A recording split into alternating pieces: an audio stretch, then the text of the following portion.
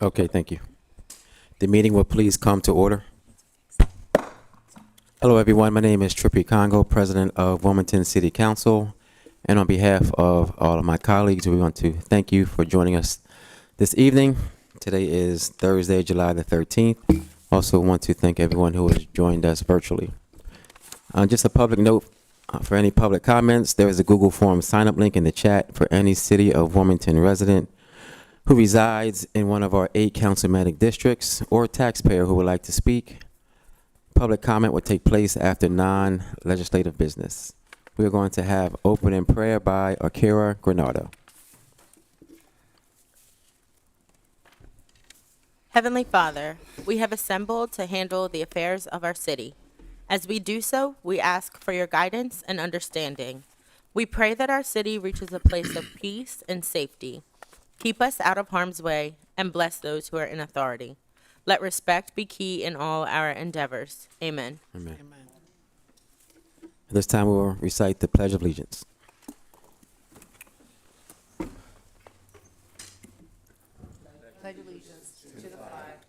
Of the United States of America, and to the republic for which it stands, one nation, under God, indivisible.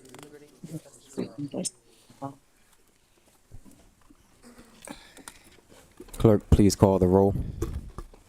Councilman White, Present.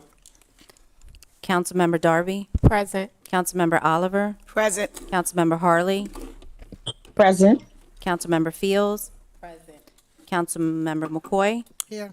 Councilmember Johnson, Here. Councilmember Field, Councilmember Cabrera, Here. Councilmember Mills, Councilmember Spadola, Present. Councilmember Bracy, Present. President Congo. Here. 12 present and 1 absent. Thank you. And Councilmember Mills has asked to be excused. This time we have the reading of the minutes of the previous meeting. July 6, 2023, City Council met in regular session with remote participation. The above date at 6:32 p.m. President Ernest M. Congo II presiding. The opening prayer was done by Kara Granado, Deputy City Clerk. The Pledge of Allegiance was recited by City Council. Following members responded to the Mr. call. President, I move the minutes be accepted as written. Second. It's been properly moved and second that the minutes be accepted as written. On the question, all in favor signify by saying aye. Aye. Any opposed? Motion carried. This time we'll have our committee reports. June 21, 2023, President, members of Council, City of Wilmington, ladies and gentlemen, we, your Joint Finance and Economic Development Committee and Community Development and Urban Planning Committee met by anchor location and remote participation, to whom was referred substitute number 1 to ordinance number 23018 entitled, an ordinance to amend chapter 34 of the city code to allow residential tenants and city properties to deposit withheld rent in a city-held escrow account. I've given this substitute ordinance careful study and recommend council vote on it accordingly. Respectfully submitted, those members present: Councilwoman Cabrera, Councilman Field, Councilwoman Darby, Councilwoman Fields, Councilwoman McCoy, Councilman Spadola, Councilman White, and President Congo. Mr. President, I move the community report be received, recorded, and filed. Second. It's been properly moved and second that the report be received, recorded, and filed. On the question, all in favor signify by saying aye. Aye. Aye. Any opposed? Motion carried. And this time we'll have our city treasury report. July 13, 2023, total investment, $479,750,204.60. Total cash on hand, $14,500,291.46. Grand total, $494,250,496.06. Submitted by Dwayne Sims, City Treasurer. Mr. President, I move the treasurer's report be received, recorded, and filed. Second. It's been properly moved and second that the report be received, recorded, and filed. On the question, all in favor signify by saying aye. Aye. Any opposed? Motion carried.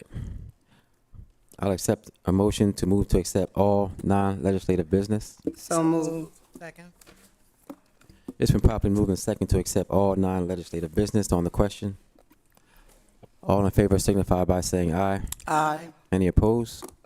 Motion carried.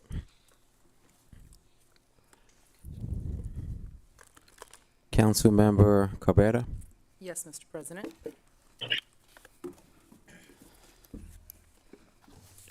And just as a friendly reminder, once you are called forward, please watch your step as you come to the podium.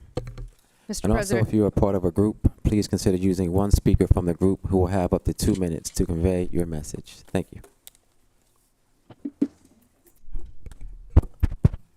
I would like the members of Westside Health to come forward. All of you can come up, including board members Maria Cruz.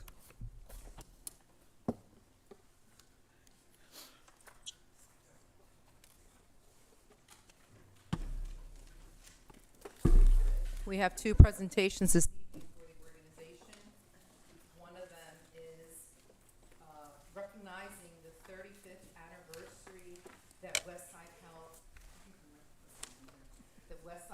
has been in business providing community health services as a clinic that's accessible to everyone in the community.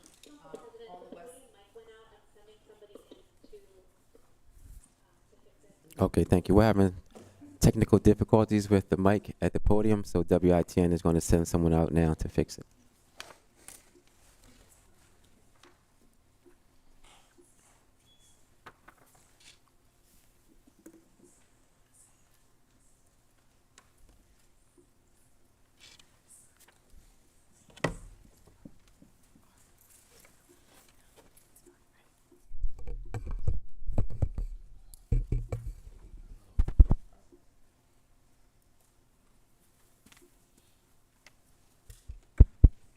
We're working now. So as I was saying, Westside Health started, and I'm sure Lolita can tell the story, right here in Adams Square. It went back out when she tapped it. Is the tapping the problem? Yes, I think so. Okay, I'll try to not tap that mic. Be able to tap something else. Maybe just speak into it. Testing. Testing, 1, 2, 3. Testing. 1, 2, 3. Probando, probando. Yes, is it working? You want to come to this?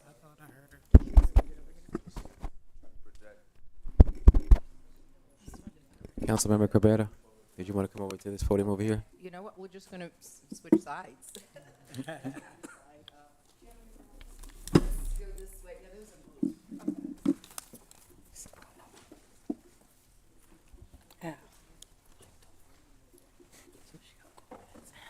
We'll have you on this side instead. Well, okay, I'll start over again. We're here to recognize Westside Health on their 35th anniversary, as well as to recognize its fearless leader, Lolita Lopez, who has been at the helm for so many years. And one of the things that I will say with Westside Health, it started out as a small community clinic. It is accessible to everyone. It helped people who did not have insurance.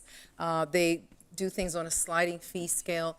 They have expanded beyond 4th and Adams when they started there, and I'll let them tell the story of all the places that there are now, but you can get services with Westside Health now all over the state of Delaware. I was very proud to be a board member and to experience some of that growth during the time that I was on the board. Certainly an organization that I would support and ask all of you to support throughout the years. I know that the organization has been left in fearless hands with Mr. Chris Frazier, because he was there when I was on the board, and the amazing board members which are here today. We have Maria Cruz, one of our own City of Wilmington employees, and of course, our amazing Chief of Police, Wilfredo Crampos. So I'm glad to have the board members here, as well as the staff, and just wanted to recognize the fact that having accessibility to health care is something so important. And before the Affordable Care, before people could actually go to the doctor and get care, there was Westside Health and other clinics to provide that care. So we really are thankful that you have been here in the City of Wilmington. You started here as you've expanded, and that you have taken care of our constituents as we make sure that healthcare is accessible to all. So I am going to start out with the first resolution, and this one is sponsored by Council Members Chris Johnson, myself, Maria Cabrera, and James Spadola. Where it is a sense of City Council to honor individuals and organizations who have demonstrated outstanding achievement and deserving of recognition, we congratulate Westside Family Healthcare on its 35 years of service. And whereas Westside Healthcare is a community-based nonprofit designated to provide equal access healthcare for underserved communities located on Wilmington's West Side since its founding in 1988 as Westside Health. Westside Family Healthcare has diligently served the community. In 1994, they were certified as a federally qualified health center and primary care medical home in 2000. In 2000, the center became eligible to receive U.S. Public Health Service funds. And whereas, regardless of ability to pay, Westside Family Healthcare provides family medical care, women's health and prenatal services, disease management and prevention, pediatric care, dental care, adolescent health services, behavioral health care, podiatry care, migrant and seasonal farm worker health services, financial aid assistance, and social support services. And whereas a pillar of the community, Westside Family Healthcare leads with compassion and serves with humility and excellence. Since its inception, Westside Health has expanded its reach throughout Delaware and now has centers in Northeast Wilmington, Newark, Bear, Newcastle, Middletown, and Dover. Now, therefore, be it resolved by the Council of the City of Wilmington that this council is pleased to recognize the Westside Family Healthcare, Inc. for 35 years of community service, along with their outstanding commitment and unwavering dedication to the citizens of Wilmington and the state of Delaware. So I will hand this to you as a group, and then I will invite Council Members Spadola and Johnson to come up and help me read the recognition for Lolita, and then all of you can have an opportunity to speak if that's okay. Didn't he just say one person? To the new executive director, and we have our former, did you? So again, as a woman, a Latina woman, a strong Latina woman, I will say that I was honored to serve on the board, to work with Lolita. I was there when the clinic, the dental clinic, first got started, and then as they expanded their maternal services. There's just so many things that they have contributed and helped in our community, so I'm just so happy and so proud to have been a part of that. So I will start this off and allow my council members to continue. Whereas it is the sense of City Council to honor individuals and organizations who have demonstrated outstanding achievement and deserving of recognition and acknowledgement. Lolita A. Lopez is one such individual. And whereas Lolita has served diligently as the President and Chief Operating Officer of Westside Health, Inc. since 1990. Under her leadership, Westside Health has expanded from a tiny facility with only 2 exam rooms to a flourishing community health organization with a budget of $7.5 million. Whereas throughout the years, Ms. Lopez has led the strategic direction, fiscal management, development, and operations of her organization. Her efforts have resulted in seamless, barrier-free healthcare for families throughout our state. Internally, she has promoted continuing education and championed professional engagement by recruiting Westside Health physicians to lead clinical programs and serve on health-related communities. And whereas Lolita's commitment to service has contributed to improving the quality of healthcare for all Delawareans. Among her many roles, she has served as a diplomat of the American College of Healthcare Executives, an appointee to the Health Disparities Task Force and Delaware Healthy Infant and Women's Consortium, a member of the Disparities Committee of the Delaware Cancer Consortium, and a trustee for Christiana Care and Delaware Technical and Community College. And whereas she is the recipient of numerous awards, including the City of Wilmington Community Legends Award, the Delaware Association of Public Administration Public Service Award, and the Health Advocacy Award from the Wilmington, Delaware branch of the NAACP, and is an inductee in the Delaware Women's Hall of Fame and the National Association of Community Health Centers Grassroots Advocacy Hall of Fame. Councilmember Cabrera, I think you should bring us home here. Okay, thank you. Thank you. Now, therefore, be it resolved by the Council of the City of Wilmington that this council is pleased to recognize the Lolita A. Lopez of Westside Health, Inc. for her many years of dedicated service. We wish her a wonderful retirement. don't know that Lolita's ever going to retire. And in case you didn't know, she's an avid runner as well. Lolita, please come say a few words, and any other members of your organization, we welcome.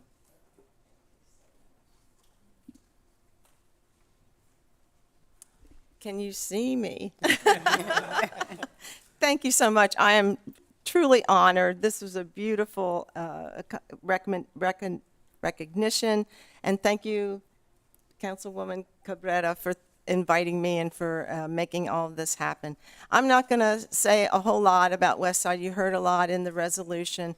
I do want to say that this brings back memories almost exactly to the day 20 years ago.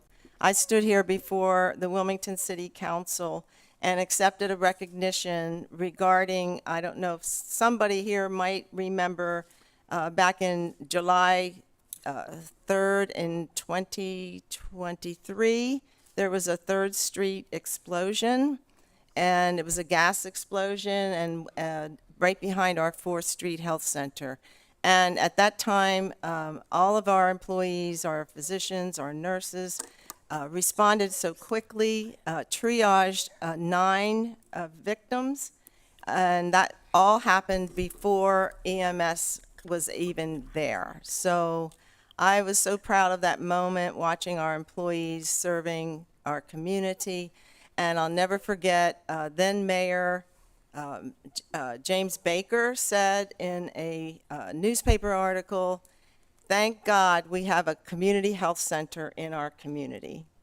And that is exactly what it's all about. I've spent the last 33 years pursuing health equity for all in our communities. And I'm very proud to have served the city of Wilmington and the state of Delaware. And I thank you so much for this very, very kind recognition.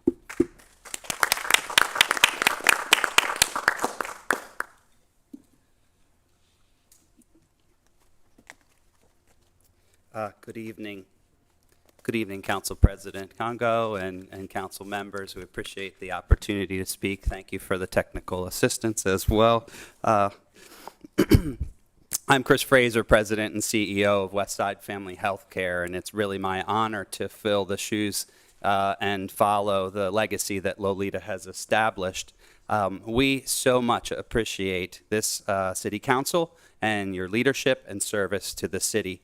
Thank you, Councilmember Cabrera, for leading us off, and we really appreciate this recognition of our years of service to the residents of Wilmington. We appreciate you, Councilmember Oliver, Johnson, and Harley for serving and leading in the communities where we do have facilities, but we have patients from all over the city, and we're thankful for that, for all of you as well. I would like to thank the entire council, really, for your support of Wilmington's community health centers. We recognize the important role that each of you and many of your family members have played in the success of our community health centers for both Westside and Henrietta Johnson, and that has been so meaningful to all of us, and we thank you. It's really an honor to accept this on behalf of our incredible team at Westside and our dedicated board members you've heard who are here this evening. So we thank you, Chief. We thank you, Maria. We could not do what we do without you and your leadership and service to Westside and the city. Many of you know, just like you've heard, but I'll put it in a few terms around plants. Westside began as a seed in the heart of some community nurses who were moved and saw the need for culturally competent care to grow. And that seed sprouted, like you heard 35 years ago, in a small exam room, small 2-exam room office in Adams 4 Shopping Center. We've bloomed now. We serve over 28,000 people a year, but our roots remain here in this city, and we thank you for that. Here in this city where I'm proud to say that I was born, and I've had the opportunity to serve for the last 25 years. Many of you know our mission. You've heard from council members that we're here to improve the health of our communities regardless of ability to pay, and doing so providing equal access to quality health care. And I think we are probably all united in the vision that we carry at Westside to ensure health equity for all. We look forward to continuing to partner with you and also the many dedicated service organizations here in the city and the community members, the residents who you represent, to improve the health and wellness of this city. As always, we would love to invite you to come and visit Westside, whether it's for a tour or if you might be in need of the great quality care that we provide. I thank you from the bottom of my heart, and I'll turn it over to our other members here. Anyone? No? Okay. I will turn it back to the council. Appreciate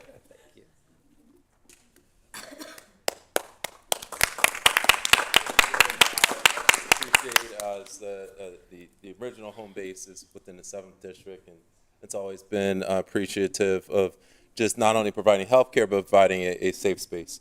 We're able to hold civic association meetings, planning council meetings, and we have a community space that is there for to serve. So again, I'm very proud of the West Side and the work they continue to do, and I'm looking forward to the next 35 years and what it brings. So thank you very much, and definitely in good hands.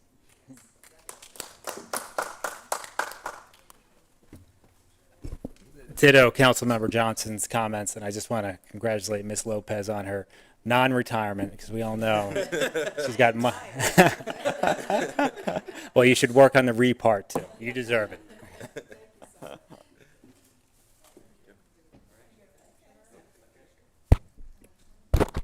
Councilmember McCoy. Let me take their picture.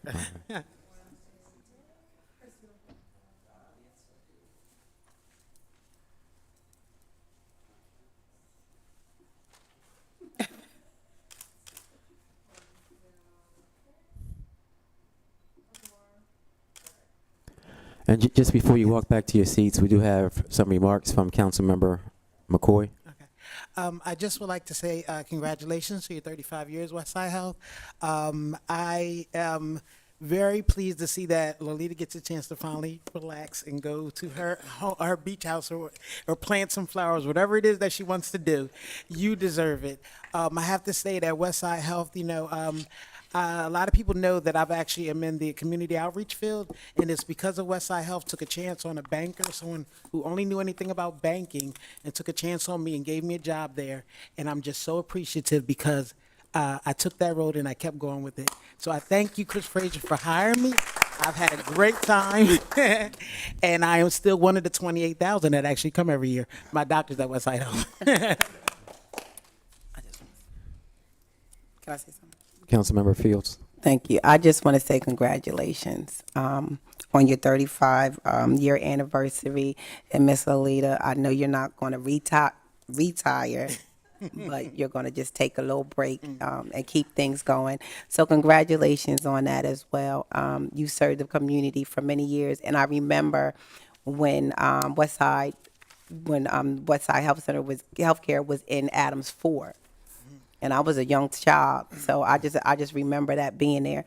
So, just to see it go from there to somewhere else and to grow into different communities, I just think it's awesome. So, just keep doing what you're doing. And I know you serve our community, my community, very well, and I appreciate that. So thank you very much, and congratulations again. You're welcome. Councilmember Oliver. Thank you, Mr. President. I too would like to congratulate Ms. Lolita for all the work she has done throughout the years, not just over in the West Side, but just serving throughout the city for Black and Brown communities. And when we didn't have anything, your doors was always open. So good luck in your retirement. Thank you.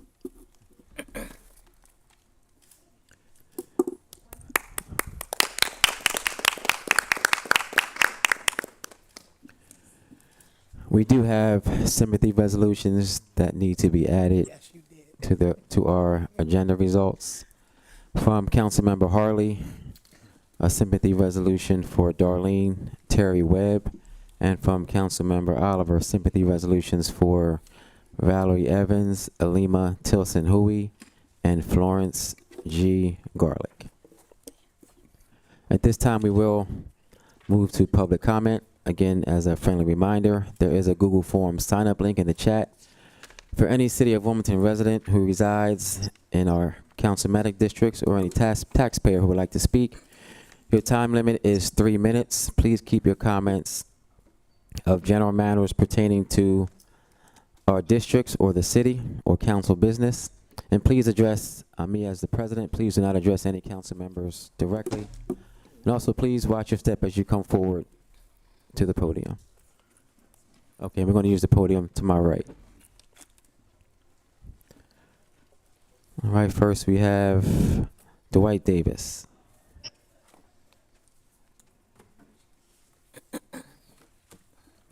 Yes.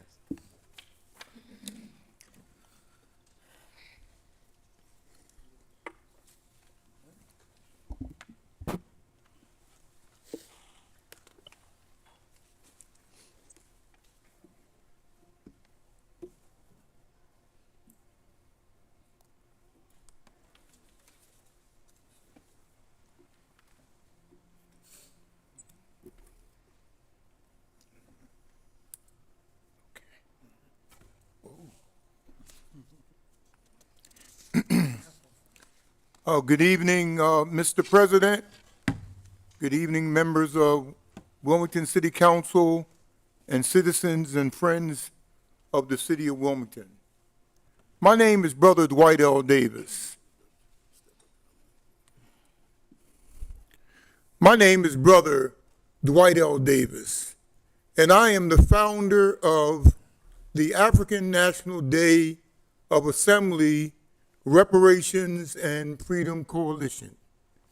Yesterday, I was interviewed at the Muslim Center of Wilmington at 2102 Northeast Boulevard by a young lady who represented herself as from the Bucket 26.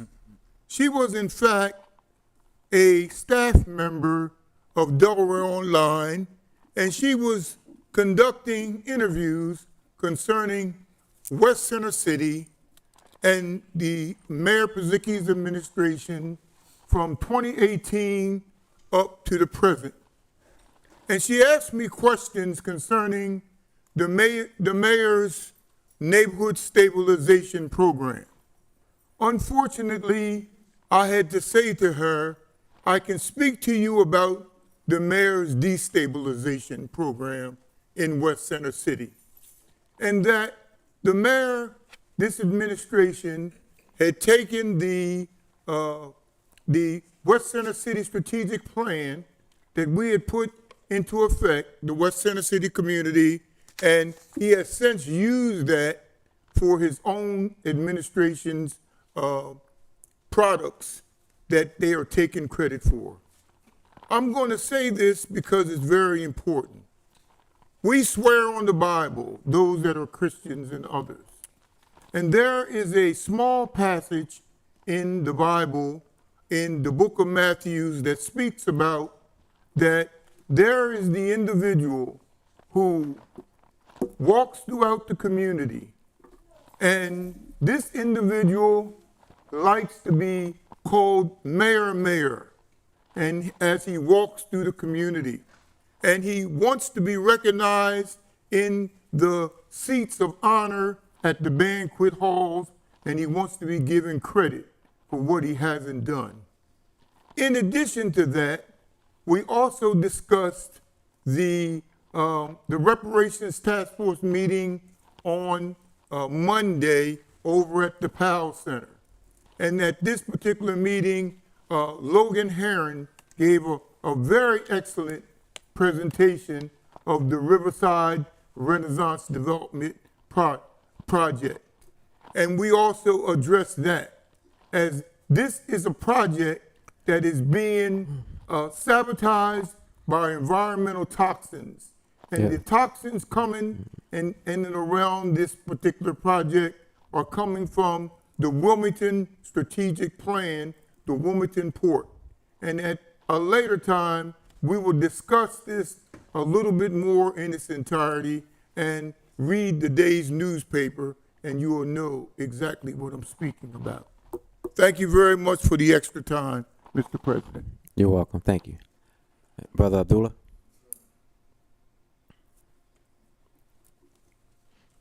City Council, President Trippy, this is Brother Mohammed Bey. I'm here again on behalf of those who are fighting drug and alcohol and mental health issues I'm still employed at Guarantee Hill and Kent County Probation as a drug and alcohol counselor. I was employed by one company, but DOC felt like we can have another company come in at a cheaper rate, which I don't know how we're going to do this, but we got a lot of people who may be employed for drug and alcohol counseling but have no experience. You know, I've been at a time where we use ex-offenders to come back in as volunteers, get them involved in the system for drug and alcohol mental health problems. You have a lot of people who I've said got the degree but don't have the experience. So I'm trying to work with different organizations.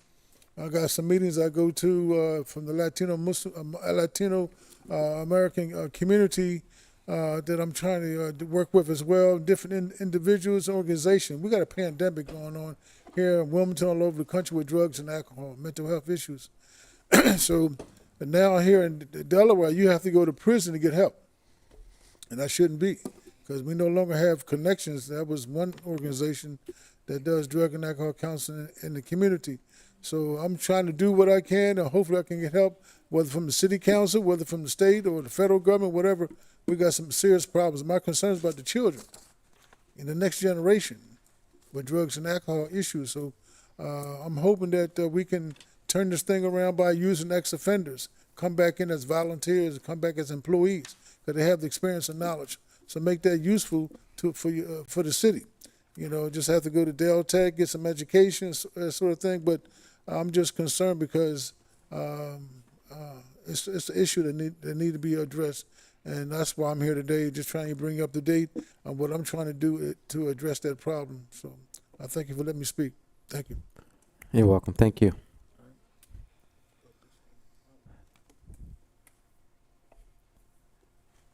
Next, we have Mildred.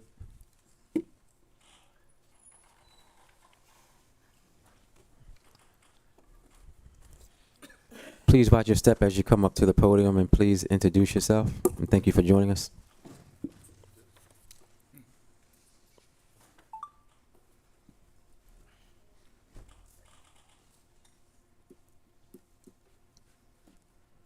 Good evening, everyone. Good evening. My name is Mildred Turner, and I live in the 1st District.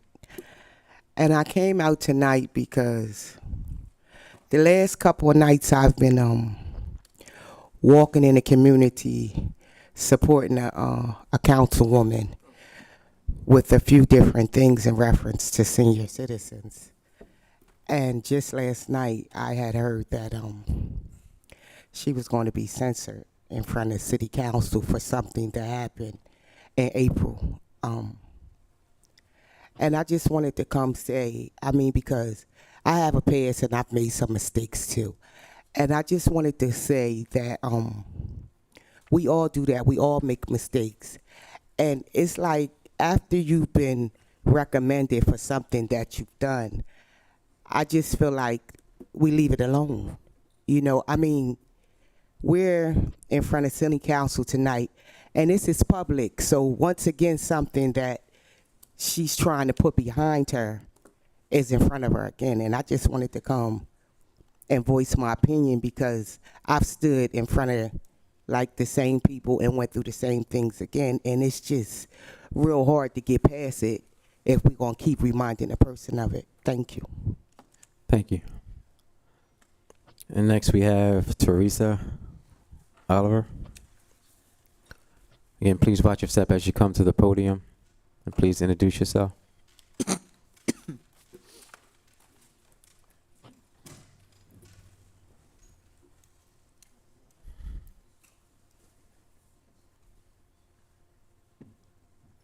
Good evening, City Council and the President. Good evening. I am here tonight in support of Xanthia Oliver. Honestly, I didn't know I was coming to speak. I just was coming here to just be in support of her.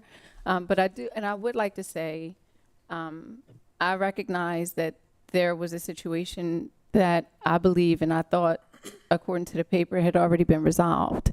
And then to see it again and know that she's going through this, I thought, let me bring myself up here because I am from her district. I live in her district, and Xanthia doesn't do just work for her district. I see her moving about in several different districts. Anybody who needs her help, anybody who calls her, anybody who calls me who needs her help, I'm sending them to her, and she's figuring out how to help them. So I know that this is not her character. This is not who she is. This is not her personality to just go out here and purposely do things that would cause her to be in this situation. And I believe that if it's already been addressed and, you know, and the ethics people have already heard it, and I thought, like I said, she moved past it, for us to be sitting here today having this conversation so that she can be publicly humiliated again when she's already been humiliated, acknowledging her wrong. She said it in the paper, and, you know, again, we're here. So I just want to say, I think that she's a wonderful person. I think she does great in her community. If you follow her on Facebook or Instagram, she's every single day putting something up, posting something, making sure that the community and every community knows something. So I think that hopefully we get past this, and I hope that after tonight we don't have to publicly humiliate you again, and that it's resolved and that we can move forward. Thank you, everybody, for your time. Thank you. And that does conclude public comment, WITN. Do we have anyone on virtually? On Zoom? Okay, thank you. At this time, we're going to move to legislative business.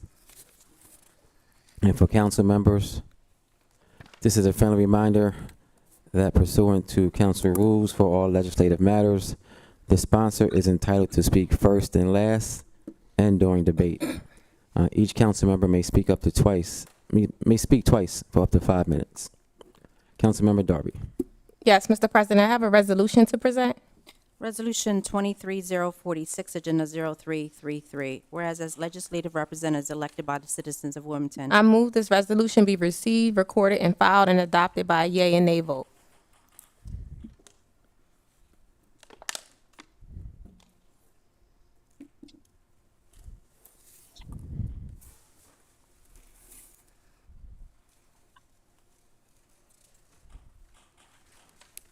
Second.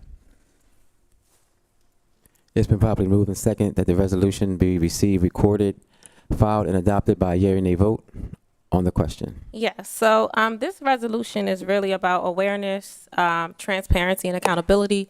So back in April, I did request for this, but I really can't control the timeline of the law department and when they were going to be able to produce it and then put it on the council agenda. I wanted it to be in the same time frame, but it was out of my control. So just to give people a little bit of background about the resolution and the purpose of it, and to also talk about past things that have happened in regards to council people doing this to other people. But back in February, March of 2022, I, as a council person, I was aware that the city requested a voluntary grant reduction of about $148,000 from the program. It was a federal program from like federal money from HUD. And they were saying that over a 3-year period, starting in 2023, we had to repay about $446,000, around that amount.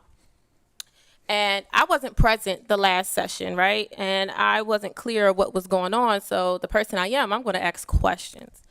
So I began to ask questions. And I'm asking, how do we mess up this bad? How did this happen? Who are these people in this HUD complaint? Who are we talking about? What's going on? Why is the contractor on this project not being held accountable? Because the people who have to pay that money back are the citizens of Wilmington, not the contractor who messed up on the project in the city department. So through my investigation, I also discovered other things and other issues that just didn't sit right with me ethically. I found out that Our Youth Inc., after much research, was owned by Norman Oliver, and that was the brother of Councilmember Oliver.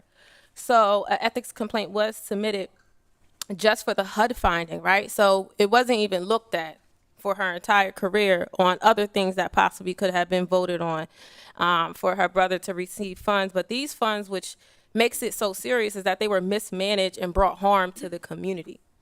And like for me, the question is, how do you hold city council member accountable for their actions? City ethics commission just announcing that this person did this, there's no accountability for actions. It actually, in the paper, there were a lot of excuses. So there's no process of accountability for city council people. The only way really for city council people to be held accountable, like I can't be fired, I can't really be removed. The only thing I can do is resign, or people not to vote for me in the next session when it's time for voting. Like there's really no way of holding city council people accountable when we do things that are unethical, right? So then the behavior is going to continue, especially if no one holds anyone accountable. However, in the meantime, I believe highlighting these issues and making people aware are important. There are a lot of people who are not aware of this, and I believe that when someone came to try to do public comment to talk about it, they were censored, right? So this is a serious issue and an injustice to the city, where we have to pay back around $450,000 because of mismanaged funds, right? And it make matters worse, there were like 19 findings. Some were resolved, some weren't, all around like transparency around where money went, who got housing, if that business was even qualified. So for me, ethics is important. As public officials, we are held to a different and higher standard. And when I became a new council person, I only been a council person, I'm in my junior year. And my junior year is not even over yet. So I'm like a baby in this, right? So, but when I became a new council person, and every year since I've been a council person, ethics training has been a thing.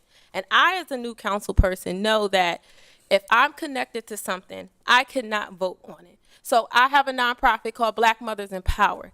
If I see anything with maternal care, if I see Black Mothers in Power in it, I am immediately going to be like, nah, I can't do it, because I've been taught as a council person that it's not ethical to do things that's going to benefit anything that you're affiliated or connected to, right?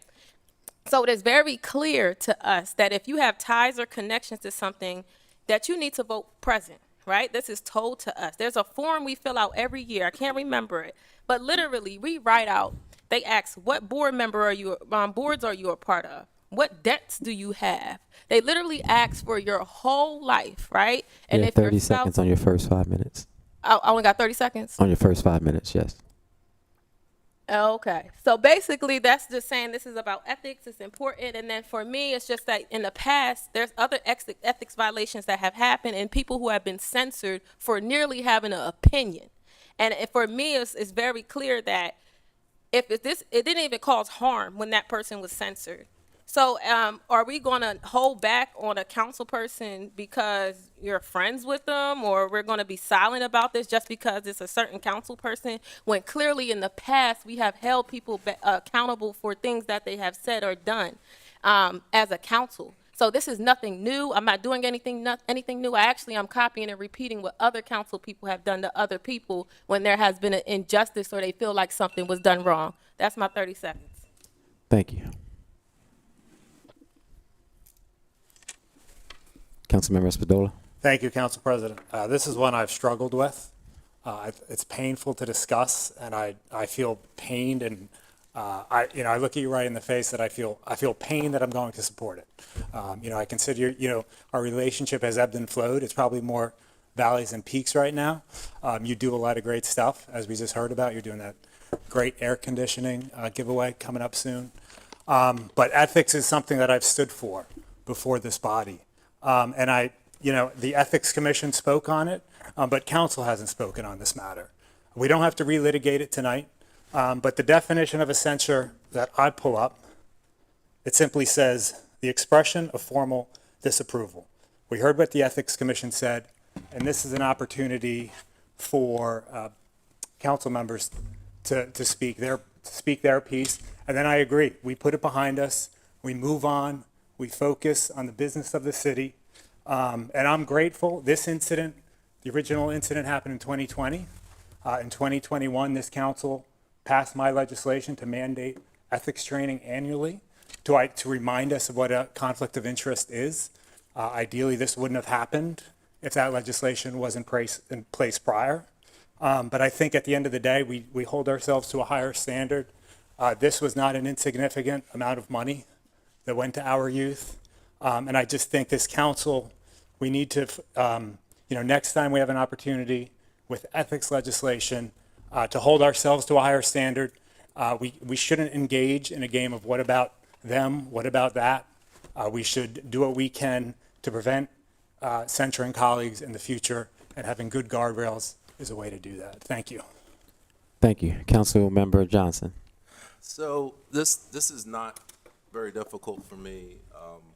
This is something where the official processes and guardrails, as Councilman Spadola, were followed.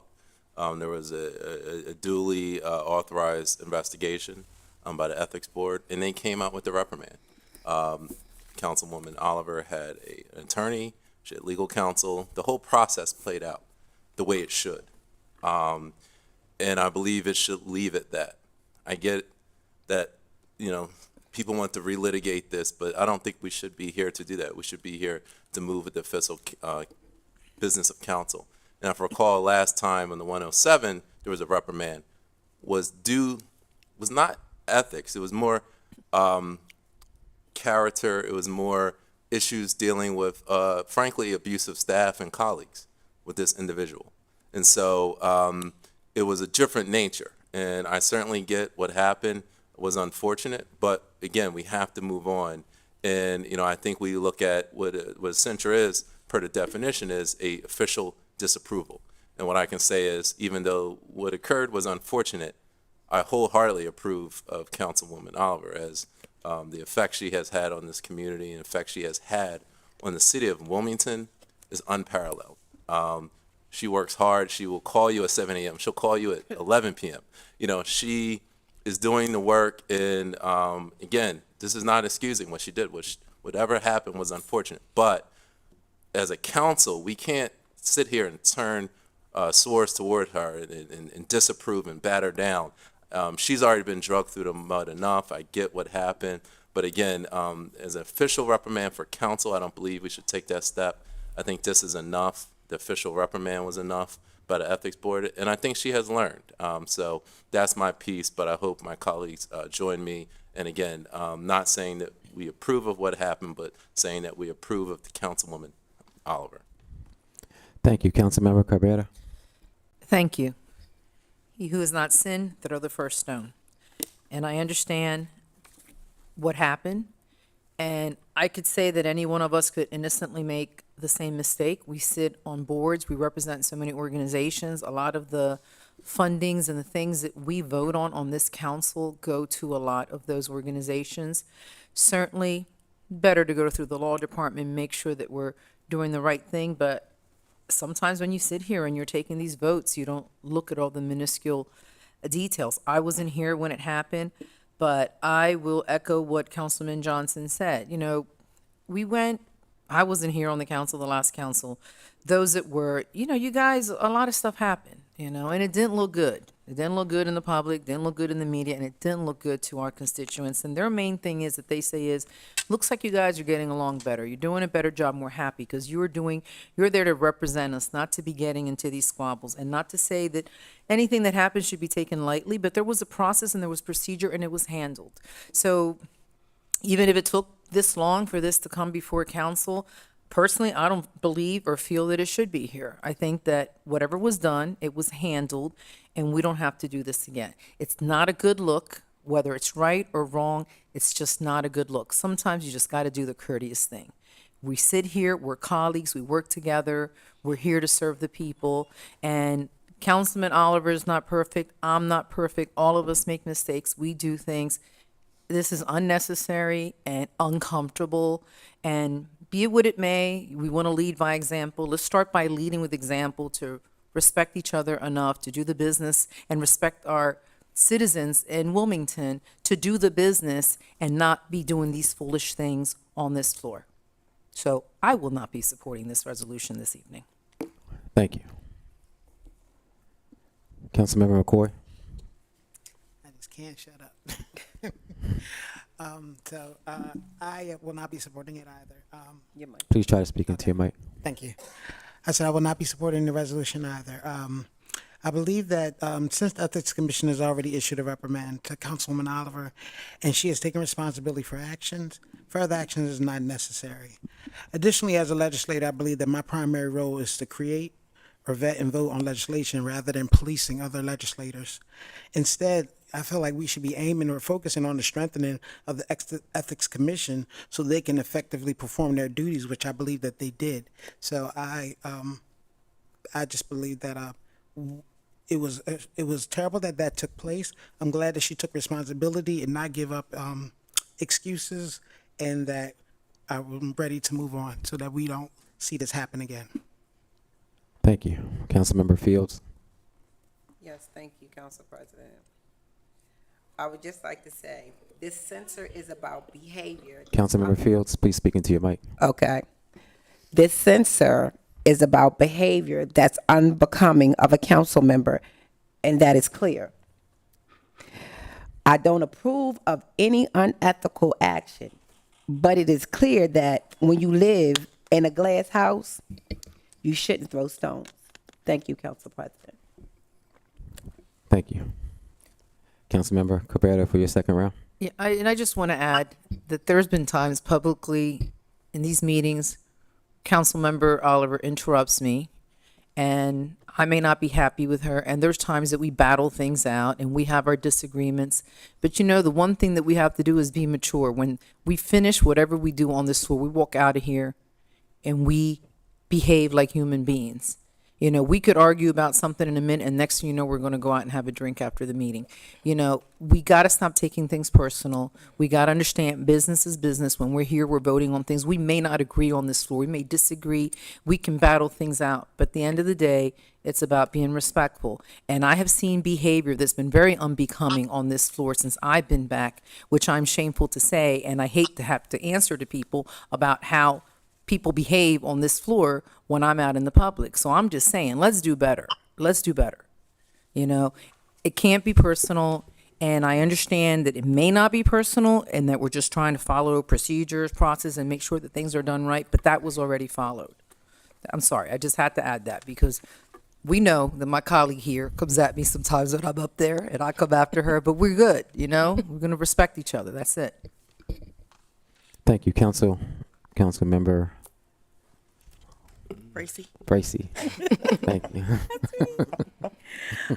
With all due respect to the sponsor, I am not in favor of a public censure.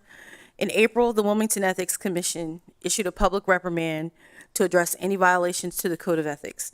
The matter has already made several news cycles. It's already been very public, and to issue a censure to me seems extremely punitive. The process worked. A complaint was filed. The commission did their job, and they did it well. A public reprimand was issued. Now, for the record, I do not condone any action that violates the law or questions an elected official's ethics. However, this censure seems to be a bit extreme, and for that reason, I will be voting no. Thank you. Thank you. And seeing no more hands raised, return back to the sponsor. Councilmember. Yeah. Looks like you have Harley. Councilmember Harley. Yes, Council President, I just wanted to echo the sentiments of all of my council colleagues and even those that share public comments in terms of how this matter really has already been addressed. And I think that as a council body, we really have been intentional and have been putting forth effort as we have been moving along to work together, to be more unified, and to really carry ourselves in a respectful manner as it relates to our constituents and as it relates to the community.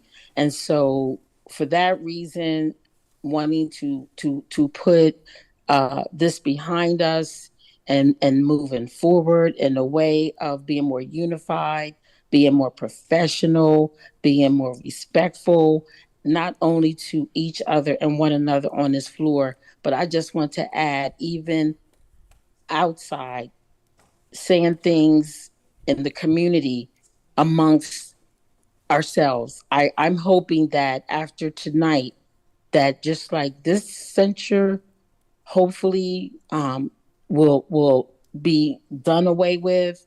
I'm also hoping that we will no longer for those that are speaking negatively, recklessly about this council body, we'll stop that as well.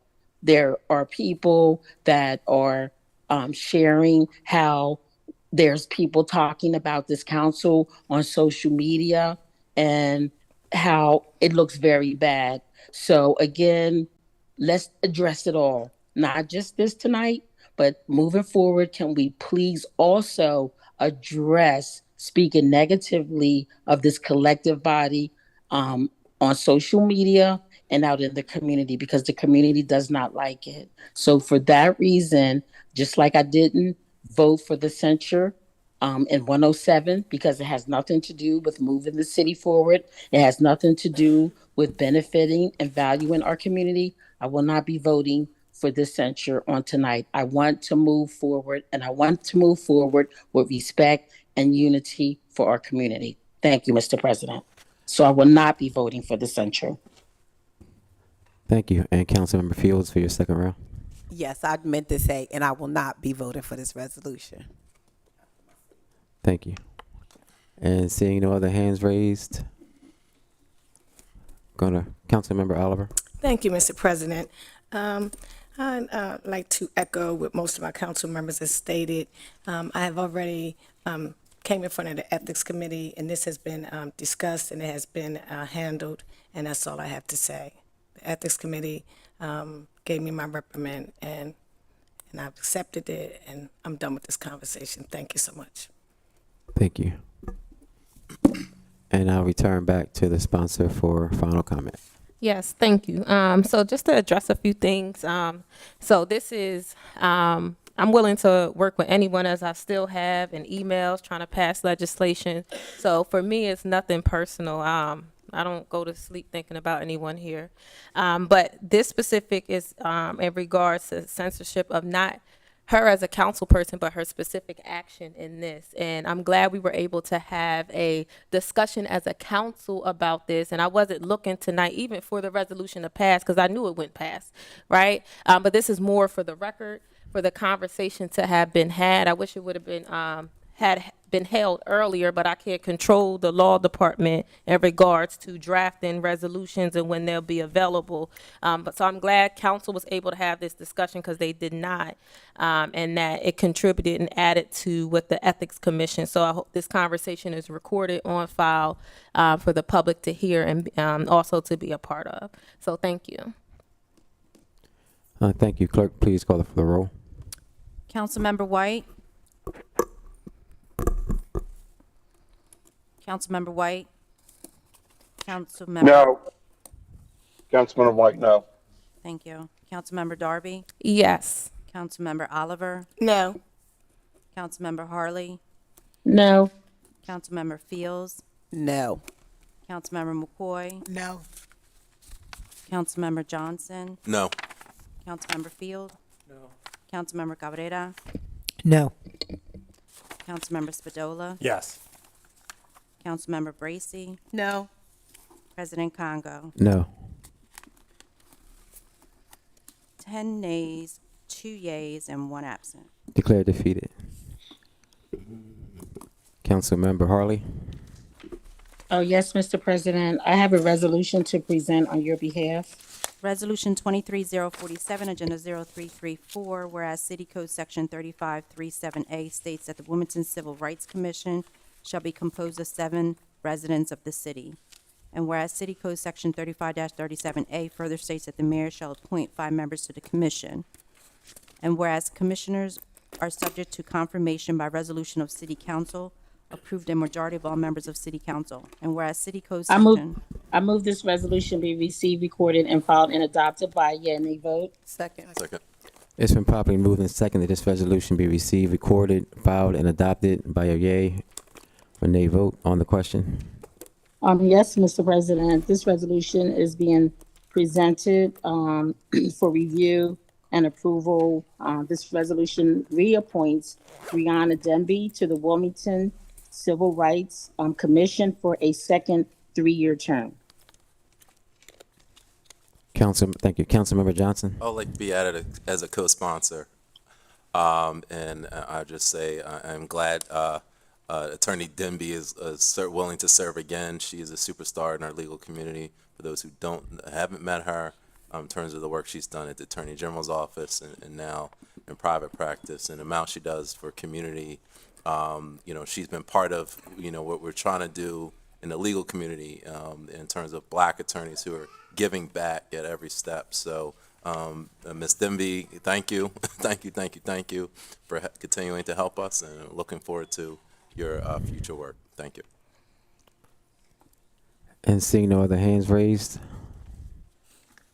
return to the Councilmember Harley. Any final comments? Yes, my final comment is that I would like to be added as a sponsor as well, Mr. President, and take the vote. Thank you. Clerk, please call for the roll. Mr. President, my hands is raised. Okay, Councilmember White. Thank you, Mr. President, for recognizing me. I too would like to be added as a sponsor. I'm going to echo Councilman Johnson's word. Ms. Denby is a star among stars. She is a true person who's involved in her community and her profession, and only does things on behalf of the community that's going to make it better. So thank you. Thank you.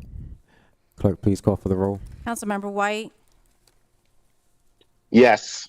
Councilmember Darby, Yes. Councilmember Oliver, Yes. Councilmember Harley, Yes. Councilmember Fields, Yes. Councilmember McCoy, Yes. Councilmember Johnson. Yes. Councilmember Field. Yes. Councilmember Cabrera, Yes. Councilmember Spadola, Yes. Councilmember Bracy, Yes. President Congo. Yes. 12 yeas and 1 absent. Declared adopted. Council President, may I be excused? Yes, you may. Councilmember McCoy. Thank you, Mr. Okay. Thank you, Mr. President. I have an ordinance to present and call for the third and final reading. Second. Ordinance 23018, Agenda 0296, an ordinance to amend Chapter 34 of the City Code to allow residential tenants and city properties to deposit withheld rent in a city-held escrow account.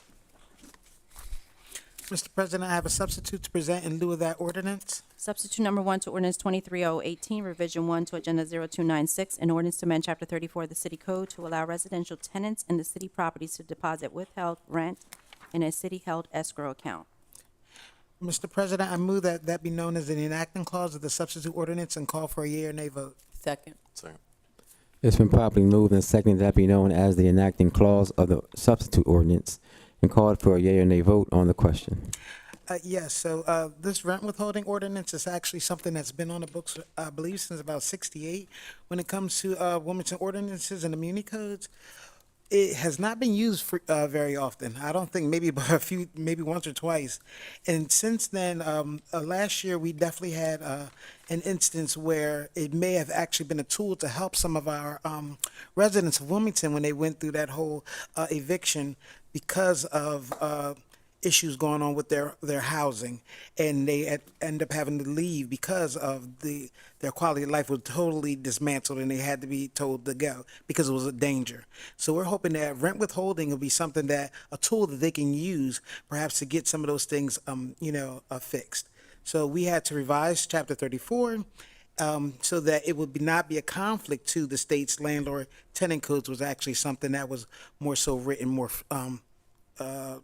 in the 90s, whatever, just a little bit more newer. So we just wanted to make certain that everything worked out smoothly, that there was not a conflict. So that's the reason why we had to do a substitute.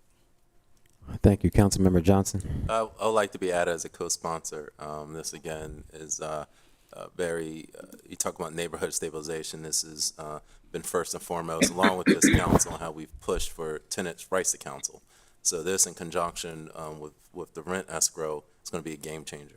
I've said this before publicly. Delaware is the most tenant unfriendly state in this area. If you compare it to Pennsylvania and other places like Philadelphia, for instance, you don't need to set up a city escrow account. You actually can just put it in like a Citizens Bank account, and you don't even have to go through official channels. But Delaware law requires it. So I don't know why we're shifting away from this, but this is going to help maintain our most unstable neighborhoods, and this is going to be a big help to helping folks stay in their homes, because the only power a tenant has is either to move out or stop paying rent.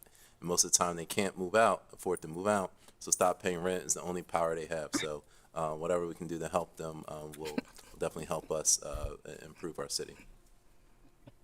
Thank you. I also like to be added as a co-sponsor. Councilmember Harley. Yes, thank you, Mr. President. I believe I'm already added as a co-sponsor. I want to applaud my council colleague, Councilwoman McCoy, on pushing this forward. Even though we already have something on the books, as it has already been mentioned, as a result of that disaster that happened last year with the Adams families. I am hoping that that it will not have to get to this where a tenant has to put their money in escrow. That we hopefully can do proper inspections on these properties so that they will pick up and they will be able to monitor these landlords, especially when they have been issued numerous violations.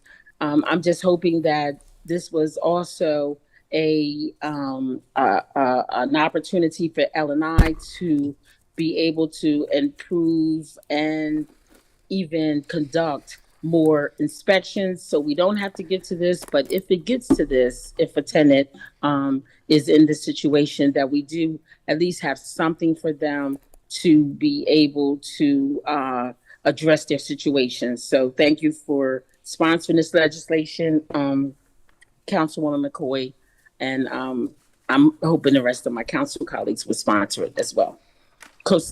Support it, I'm sorry. Thank you. Councilmember White.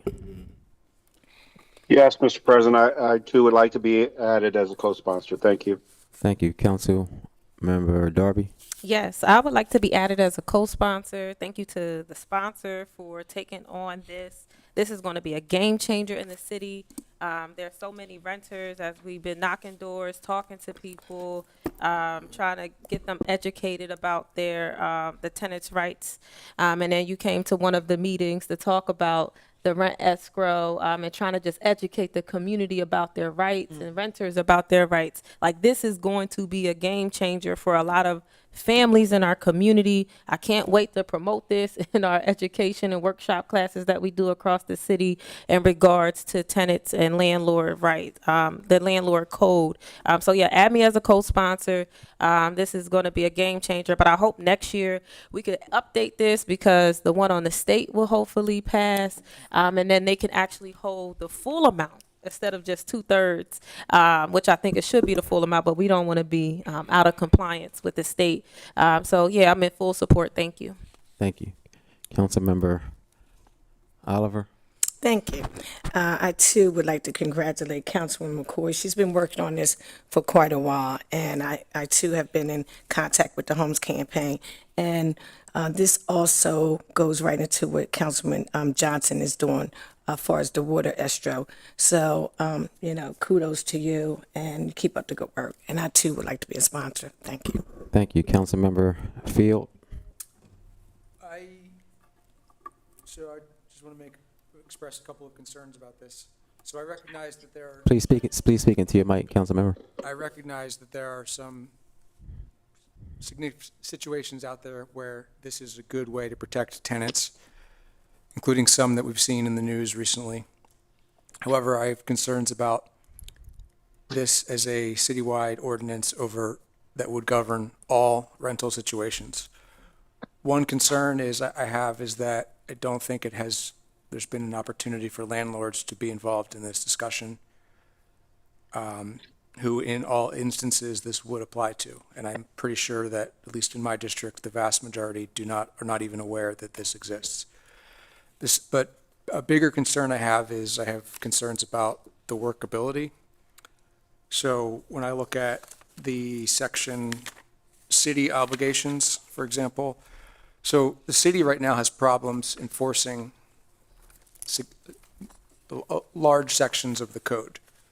So just some of the things that it would require city officials now to be receiving funds that are from disputes between landlords and tenants, putting them in an escrow account.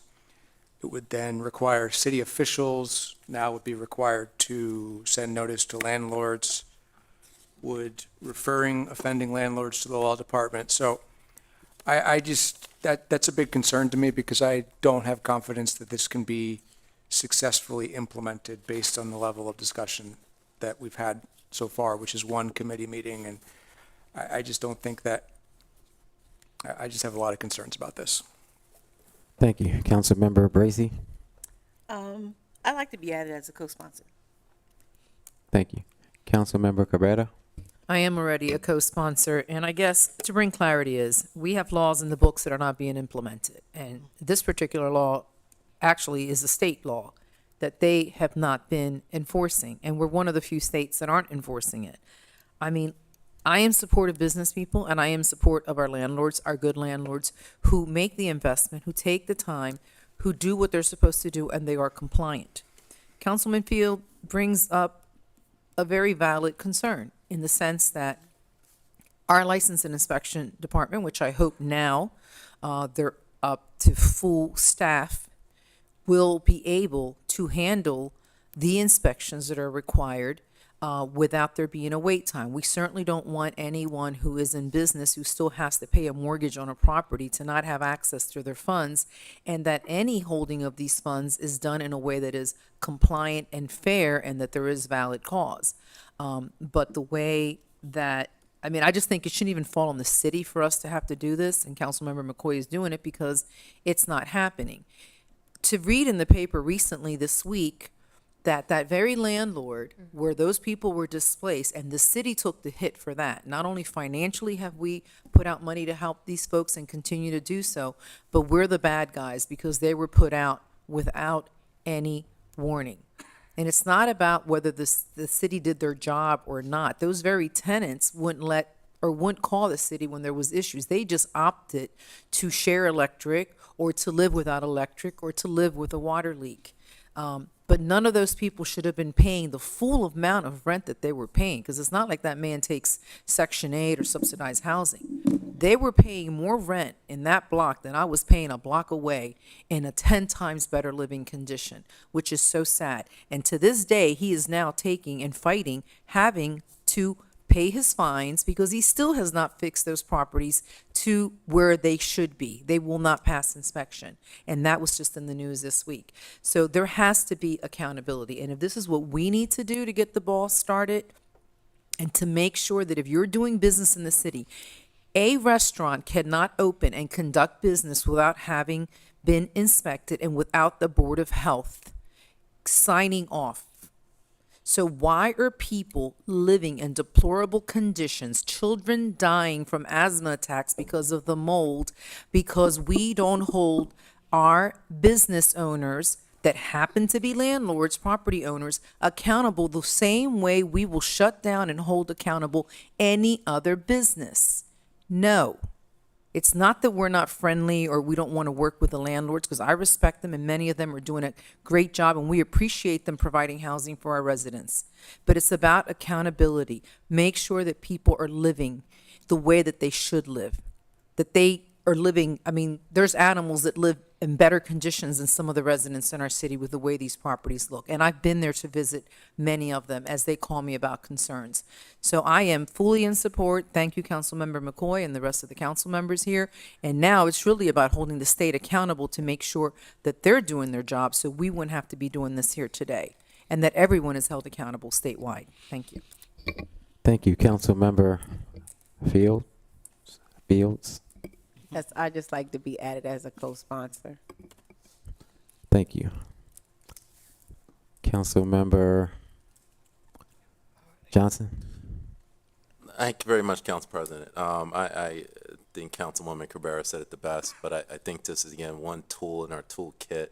I get the implementation issue that Councilman Field brought up, and that's a concern, but the problem is we're stuck with that because the way the state code is written, we don't have a choice. I, again, believe in a system where someone can just, you shouldn't have to go through the city. You should be able to set up an account or even a Zelle and put it. Like, that's how it is in Pennsylvania. Like, I don't understand why our state legislators will not change that. It irks me to this day. Like, literally, they could just change it so that you don't need to do it with the court or do it with the city. You can do it individually. Just like take screenshots that you're putting money there, and that should be enough for court. But that's another day. But for now, we're stuck with this, so I think Councilman Councilwoman McCoy, to her credit, is trying to work with the system we have. But again, it's about holding these landlords accountable. What's happening at Adams Street is disgusting. The city should be own that property right now and give it to a black and brown minority developer who can then put it into standard housing. I don't understand why he still owns that. And I will publicly say that time and time again. If he was here, I would say that. It is deplorable what he's doing, and he still holds that property. I take pictures throughout the West Side, other properties like that, and we still don't have the tools to get them out of the private landlord's hands, and that's another talk for another day. But again, we got to do what we can in giving residents that tool, that they can withhold rent at least as a way to help. And that's not going to happen to most of the 8th District apartments. You usually don't find the conditions you find in other sectors of the city. They have units where landlords care and they're business people. So I don't think it'll really affect those buildings, but it's going to affect our hardest hit neighborhoods. So I applaud this. Thank you, Councilmember Darby. Yes, I just wanted to address a few things about landlords, if they've been involved or aware of this.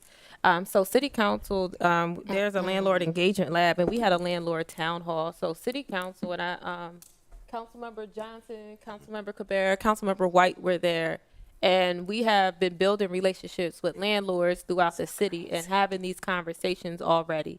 Also, in the education workshop groups throughout the city, we're meeting with landlords and renters on educating them on the landlord tenant code, and they're well aware that this was coming up.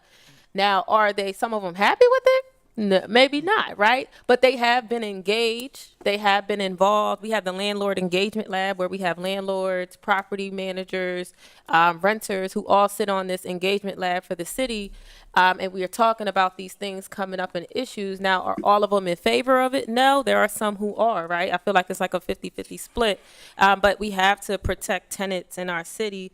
We have to protect renters. And I think as a council person, you also have, when you know a legislation is coming up, you have to do your due diligence and reach out to landlords on your own in your own councilmatic district to see if they're engaged or how they feel about this. So I also think you have to take some accountability too, that the landlords in your district are not aware of this when this has been on city council for about a few months now in regards to having this discussion, and you could have reached out to the sponsor. But our job as legislators is really not to enforce, but to legislate so that it exists, right? And then it is actually the administration's job to make sure that they enforce things. So our job as legislators is to legislate. The enforcement piece has to come from the administration. So I think that's a conversation about how are we going to hold the administration accountable for their actions and not enforcing things. And I also think L&I overall needs a whole overhaul, and we need some type of focus groups and task force to talk about how we can improve L&I altogether and what can we do as legislators to put the legislations on the book to make sure that happens. And then the administration has to do their part. And we as a council can put pressure on the administration to do that, but have we? So that's the question. Thank you. Thank you, Councilmember Harley.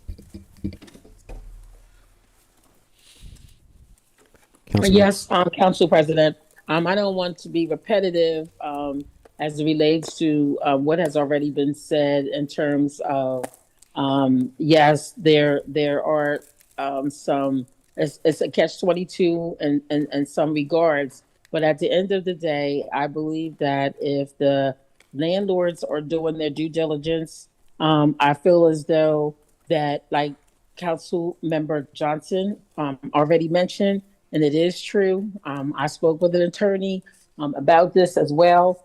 This state, the state of Delaware, definitely, needs some overhaul as it relates to this whole topic. And it is a state issue, but due to the egregious act that happened on Adams Street, there are a number of people in the community that's always asking, what is City Council doing? What is City Council doing? So it gave my heart, did my heart good last night on the east side when we had a big community meeting. I talked about this legislation, and the community was very, very happy to hear about it because a number of them were, of residents as well that have been dealing with this situation. So it's out there. Residents know about it. And I just want to say that they were very happy to hear about this legislation. And some of them actually wanted to call in, just to understand exactly how this works. So I just wanted to share that. And I still think we need to err on the side of supporting and protecting the tenants. Thank you. Thank you, Councilmember Field. Yeah, just a couple of comments. So I want to take issue with the comment made a couple minutes ago. So portraying this as somehow an 8th district issue versus the rest of the city. To say that there are somehow all good landlords in the 8th district is ridiculous. There are bad landlords in the 8th district, and there are good landlords in the 8th district, just like the same is true in the 7th district. So I don't think that's accurate. That's not an accurate way of portraying it. And the bottom line is, when someone is passing a new ordinance, it's on them to get out and get the information in front of all those who would be affected. And the vast majority of landlords that would be affected are not aware of this legislation. Another point that was made is that this is a state issue. I agree. And then finally, what's happened with the property on Adams Street? I agree with every single person here.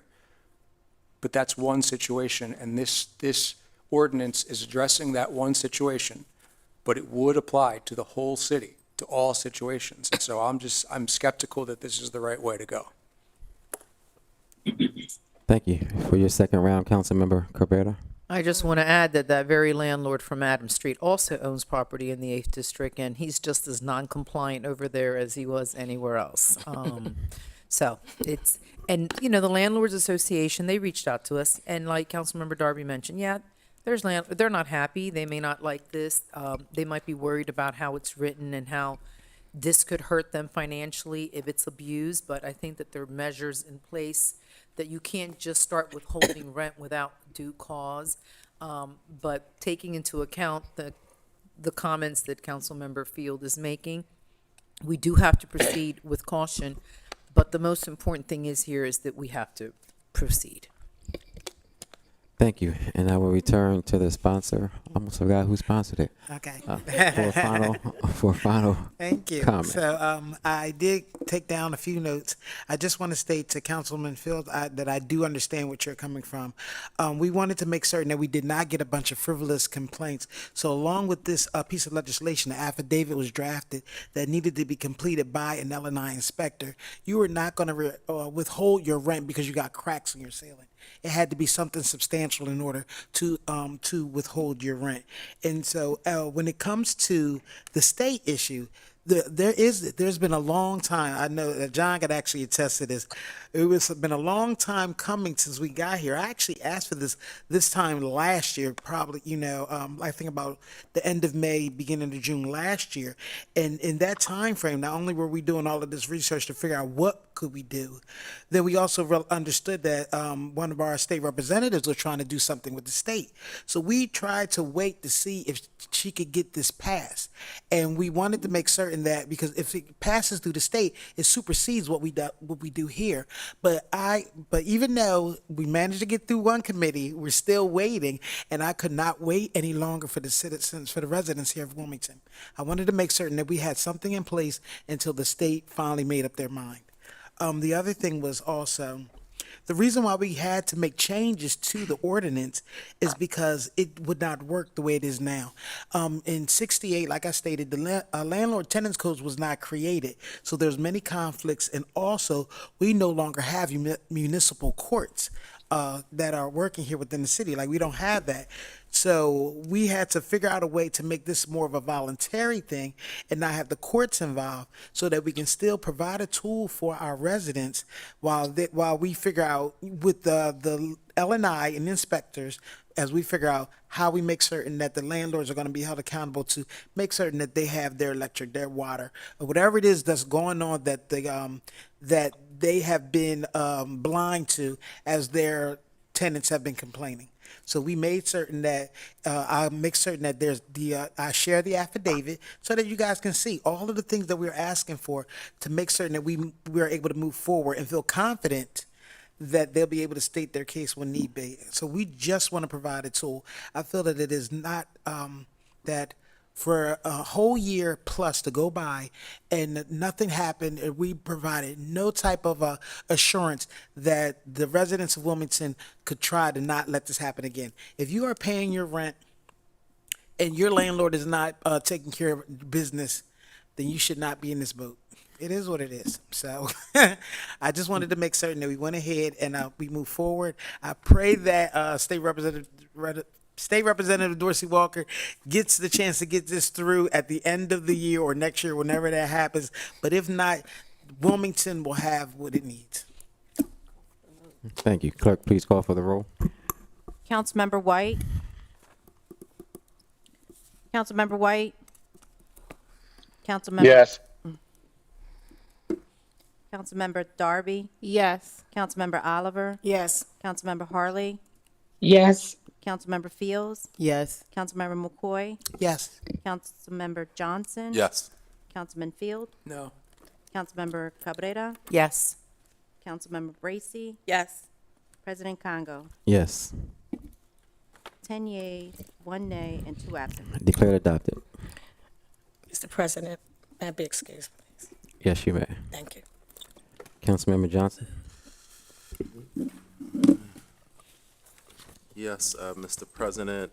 At this time, I move council dissolve into a committee of the whole for purposes of holding a public hearing.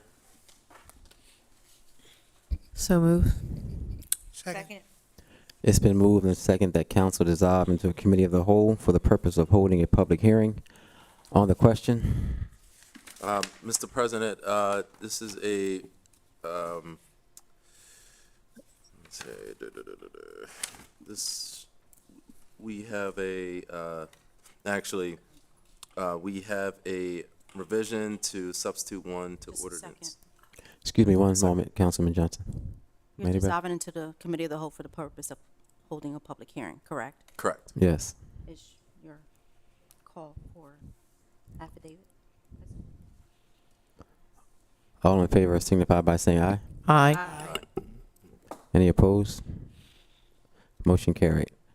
Clerk, please read both affidavits of publications. Thank you. State of Delaware, County of Newcastle, the Wilmington News Journal is a daily newspaper, general circulation, printed and published in the state of Delaware, that the publication, a copy of which is attached hereto, was published in the said newspaper in the issues dated June 22nd, 2023, for the purpose of considering ordinance number 23028, an ordinance to rezone 7 parcels of land located along Lincoln Street between 10th and 11th Street from a zoning classification of R3 to a zoning classification of C2, and also for the purpose of considering the proposed amendments to the city's comprehensive development plan entitled Wilmington 2028, a comprehensive plan for our city and communities to amend the West Side future land use map. And this is signed by Vicky Felty, Notary Public.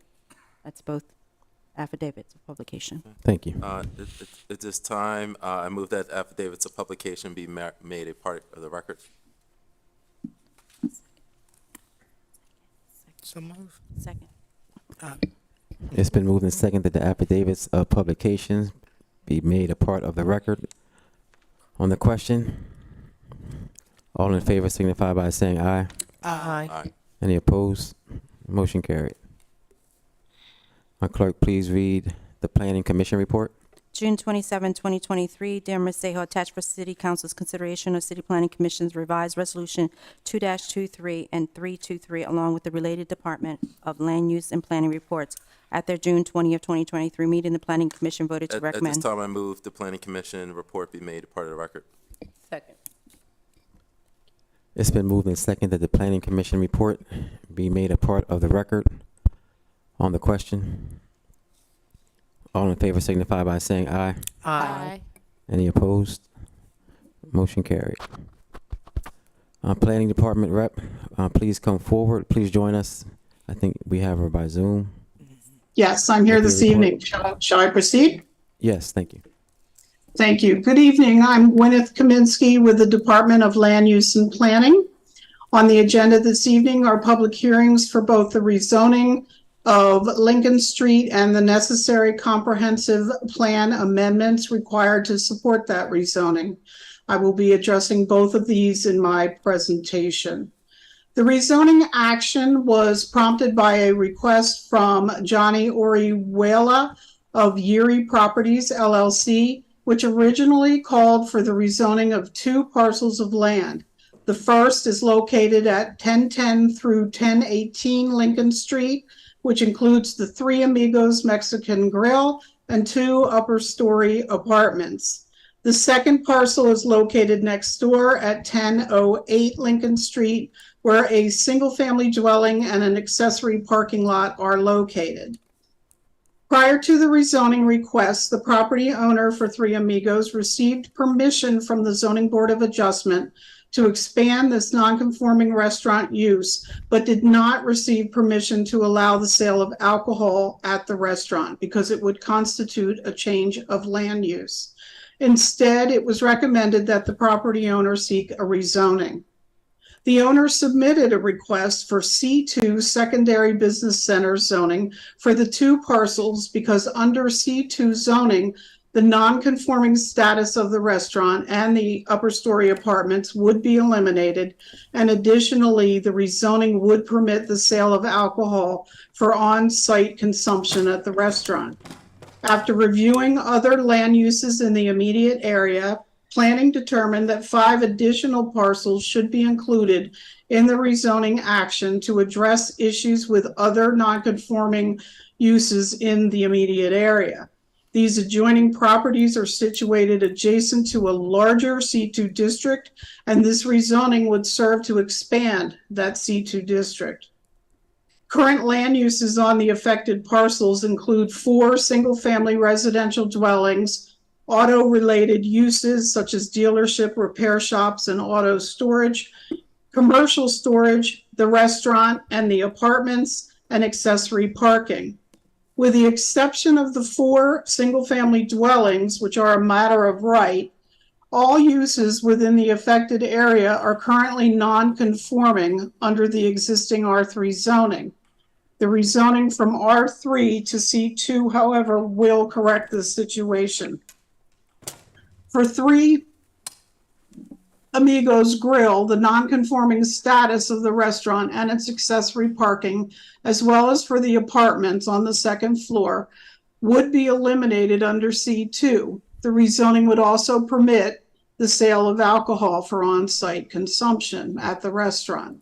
The commercial uses, including the storage and auto-related service and repair, will become matter of right under C2.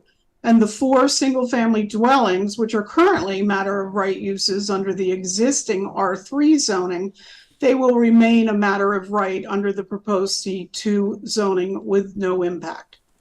Once rezoned, all new future development on these rezoned parcels will be required to conform to the C2 regulations.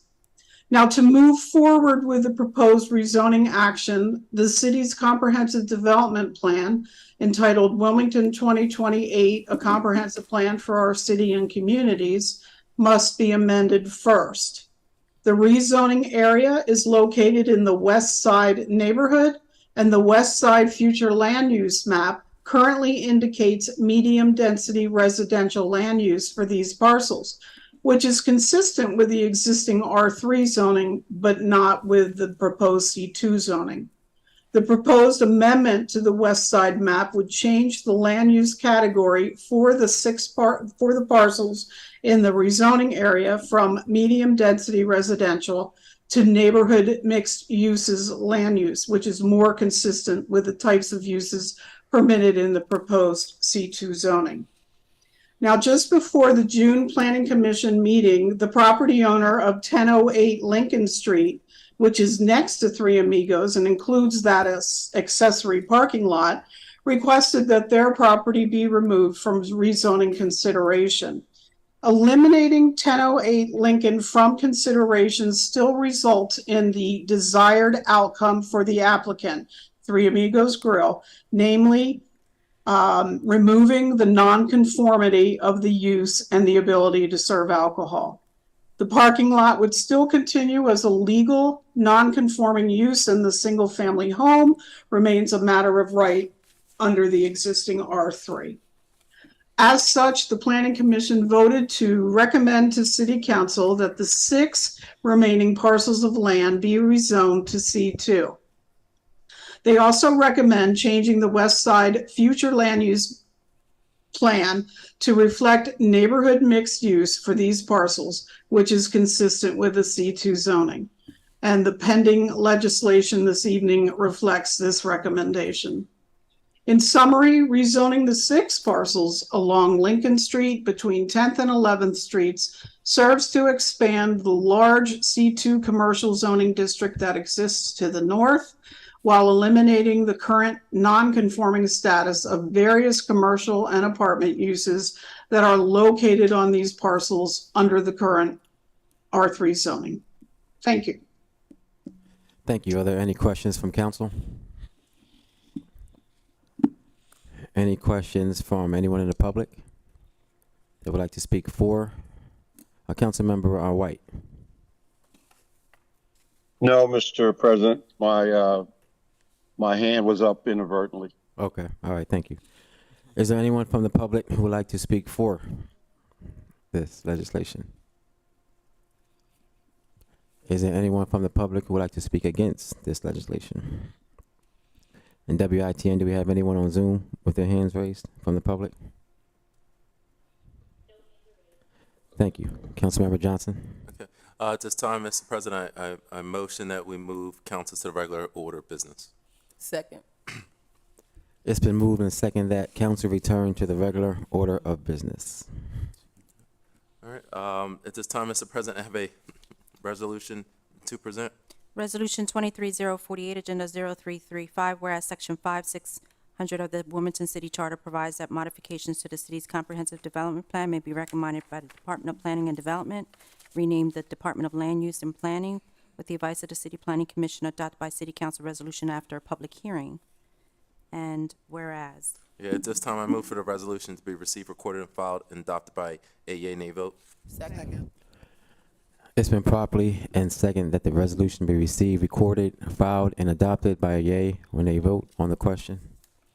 This, Mr. President, goes in hand with what the planning department just discussed. This is to increase the opportunities on the Lincoln Street corridor, which is a vital mixed-use district. So we're trying to expand the uses and obviously support small business community in that area, as there's other affected properties as well. And that's what the change comprehensive plan is doing. It's simply making us, slightly changing the way the plan is so that we have mixed use in there. Because, a long time ago, 50 plus years ago, it was all apartments, houses, and now we're seeing a need for both commercial enterprises, but then have apartments maybe upstairs. So that's all it's doing, is kind of fast forwarding us to where we are now as a city, trying to support small business communities. Thank you. Clerk, please call for the roll. Councilmember White? Councilmember White? Yes. Thank Yes. you. Councilmember Darby? Yes. Councilmember Harley? Yes. Councilmember Fields? Yes. Councilmember McCoy? Yes. Councilmember Johnson? Yes. Councilmember Field? Yes. Councilmember Cabrera? Yes. Councilmember Bracy? Yes. President Congo? Yes. 10 yeas and 3 absent. Declared adopted. Clerk, please. Mr. President, Yes. may I be excused? I have a long drive ahead of me. Yes, you may. Thank you. Clerk, please read the committee report in its entirety. June 21, 2023, President, members of council, City of Wilmington, ladies and gentlemen, we, your Joint Finance and Economic Development Committee and Community Development and Urban Planning Committees, met by anchor location and remote participation to refer substitute number 1 to ordinance 23028 entitled, an ordinance to rezone 6 parcels of land located on Lincoln Street between 10th and 11th Streets from a zoning classification of R3, one-family row houses, to a zoning classification of C2, secondary business centers. I've given this substitute ordinance careful study and recommend council vote on it accordingly. Respectfully submitted, those members present: Councilwoman Cabrera, Councilman Field, Councilwoman Darby, Councilwoman Fields, Councilwoman McCoy, Councilman Councilman Spadola, Councilman White, and President Congo. At this time, I move the committee report be received, recorded, and filed. Second.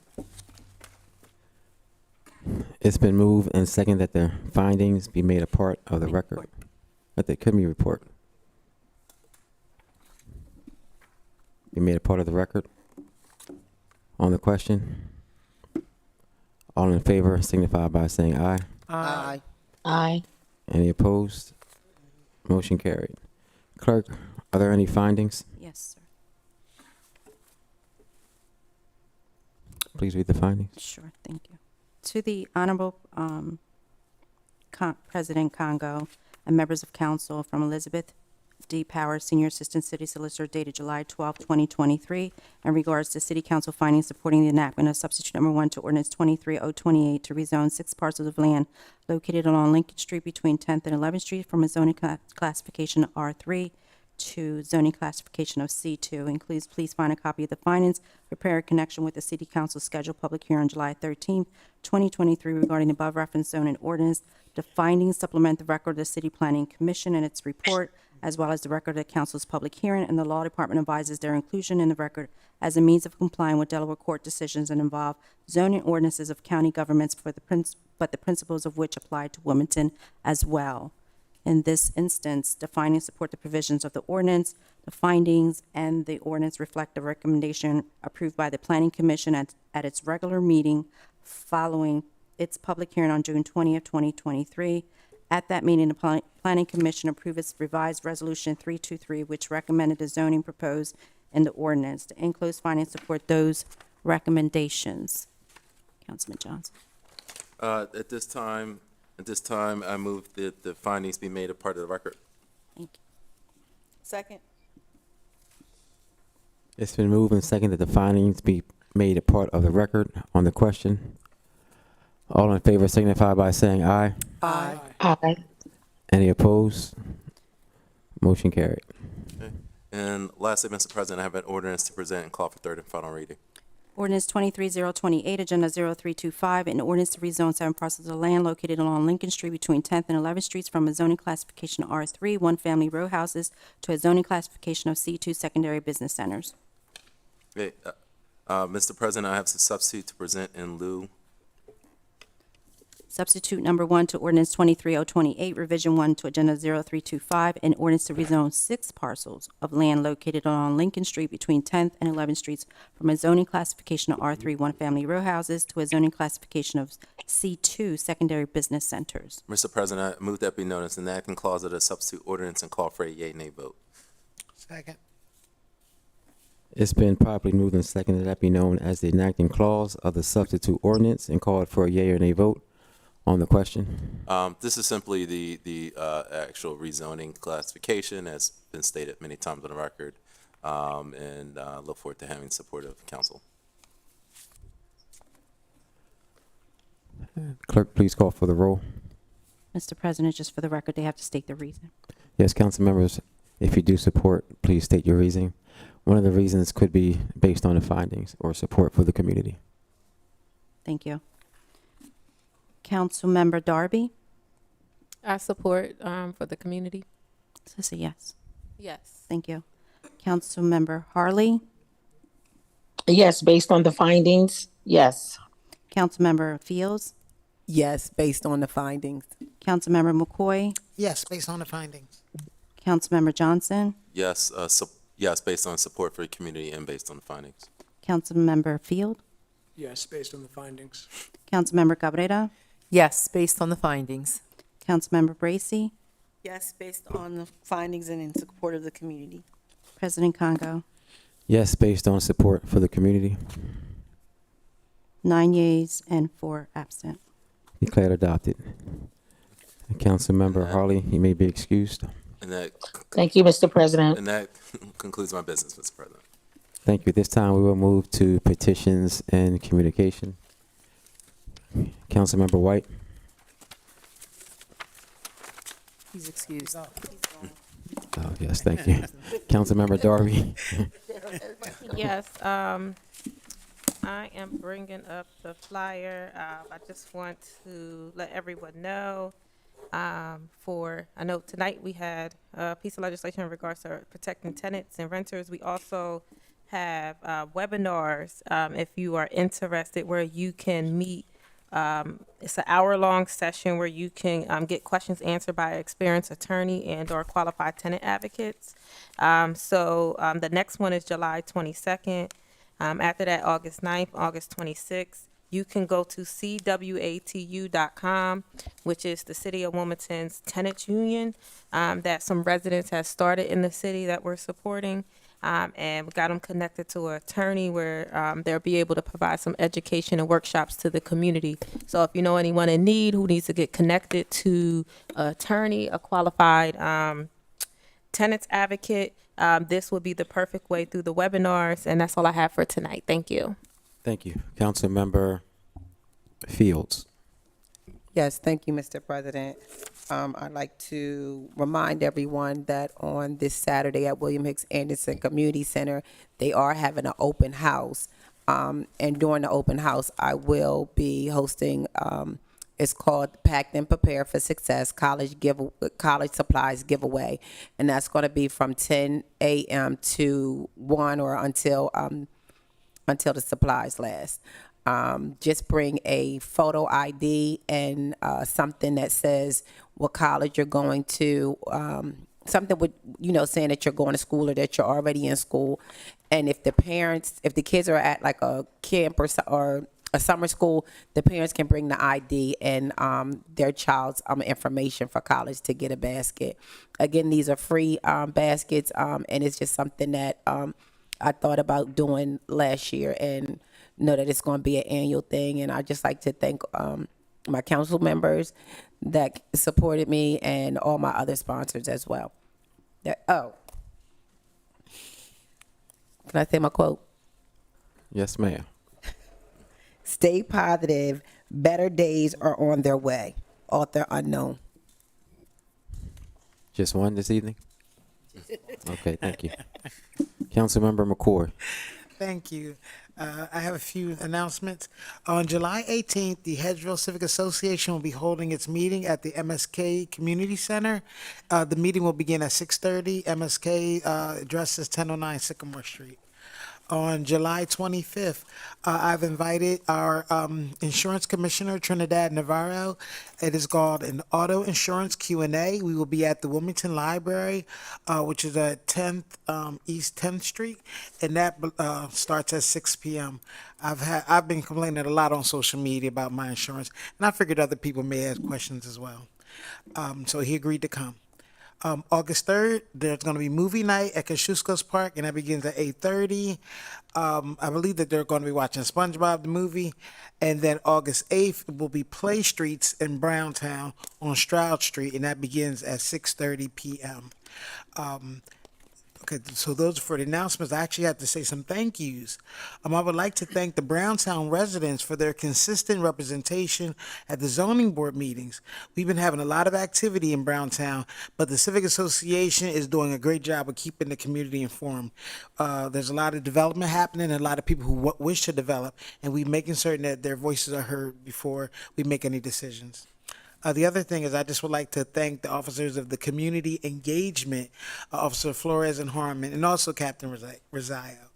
Thank you for responding to my community concerns as you have. And I've always felt that some instances of violence can be avoided if we learn to de-escalate the beefs between neighbors. Thank you again, and I hope we all have a safe summer. Thank you. Councilmember Johnson. There's Rodney Reservoir, the group Green for the Greater Good, which straddles my district and council member Fields. They do still have their free farm stand on Thursday from 6 to 8 p.m. And it's part of the collective work we're now doing now. We have the working group is figuring out the best use for this great public good. So we're trying to figure out what to do, but for now, farming is the best use, and that's what the community wishes to do. So again, please support the free farm stand. It's Thursdays from 6 to 8 p.m. Also on the west side, we have 2 Summer in the Parks events. The first one is coming up on Thursday, the 18th, and this is at 4th Street Top Park. And the next one is July 26th, and from 6 to 7:30 p.m. on Bancroft Union Park Garden Parkway. So again, Summer in the Parks is a great event. If you haven't been, it's supported by many organizations in the arts and culture, including the Grand is spearheading this, so please come out and support. And otherwise, is please attend Safe Play Streets, and we look forward to hopefully seeing you at the college event as well on Saturday. But I am a co-sponsor as well with Councilmember Fields. If you cannot come out, please message us, let us know, and we will make sure you get a basket, even if you can't come on Saturday. Thank you. Thank you, Councilmember Field. Yes, if you are looking for something to do the weeknights this summer, there's a lot going on in the 8th District. Monday night, there is a concert being held at Rockford Park, sponsored by the Friends of Wilmington Parks. On Wednesday night, also sponsored by Friends of Wilmington Parks and I believe the City of Wilmington, there's a concert at the Sugar Bowl in Brandywine Park. And on every Thursday night, there is a happy hour at the Delaware Art Museum.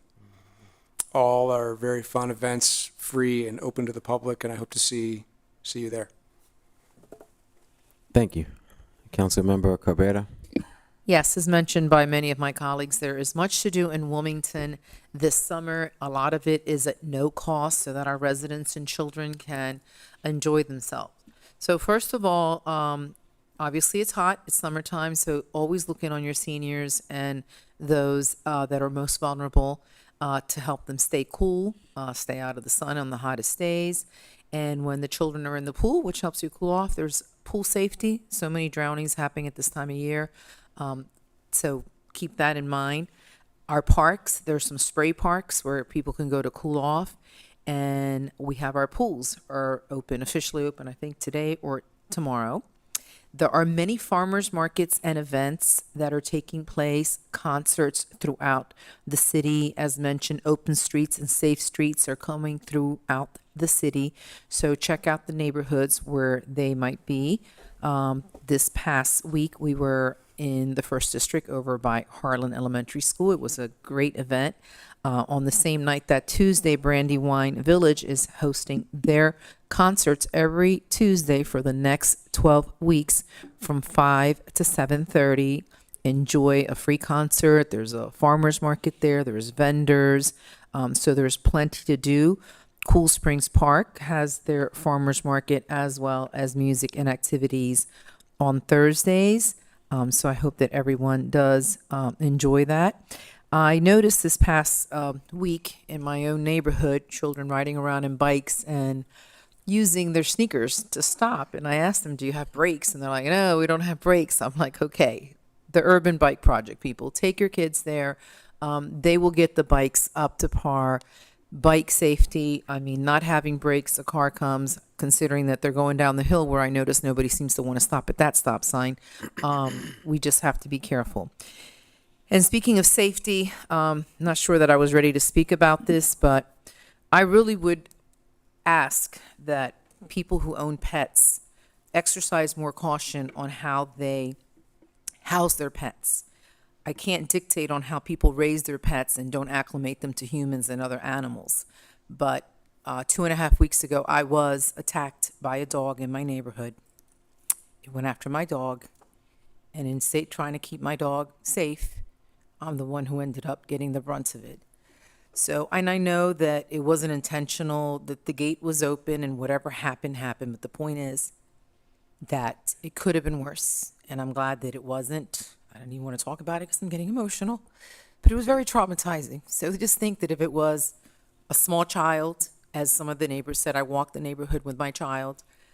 If I hadn't gotten in the way, my little London would be gone today.